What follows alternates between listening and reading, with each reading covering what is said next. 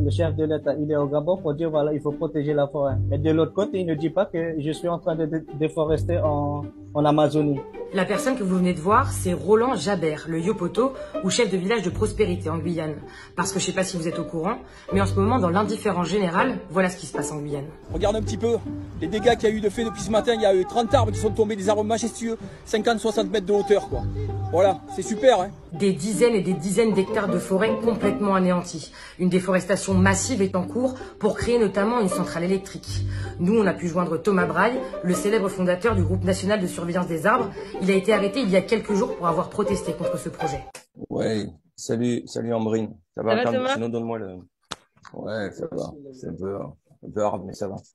Bien, en fait, je me suis opposé à ce que la pelleteuse pousse un arbre majestueux qui faisait 40-50 mètres de hauteur. Enfin, ce sont des beaux sujets qu'on fait tomber. C'est assez hallucinant il faut vraiment être sur place et pour comprendre ce qui se passe, quoi. Je me suis mis dessous. Bon, voilà, c'était le but, hein. J'ai été arrêté. Je suis parti c'est pas une garde à vue, c'est une audition que j'ai faite parce que bon voilà, en même temps j'ai envie de dire il va pas m'arriver grand chose à moi, c'est pas moi qui suis le plus en danger, mais voilà, on m'a gardé 3 heures à la gendarmerie histoire de me bloquer aussi pour pas que je sois sur le chantier, mais après on y retournait de suite parce on est là pour ça, on n'est pas là pour on fait pas du tourisme, hein.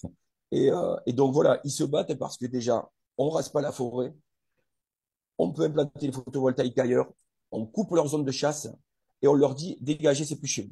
Le problème de la Guyane, c'est que c'est le parent pauvre du relais médiatique en France. Et c'est aussi pour ça qu'on est venu, parce qu'il se passe des choses ici et qu'on n'entend pas parler du tout en métropole. Et tout ça se passe au moment du One Forest Summit, où Emmanuel Macron défend l'importance de nos forêts.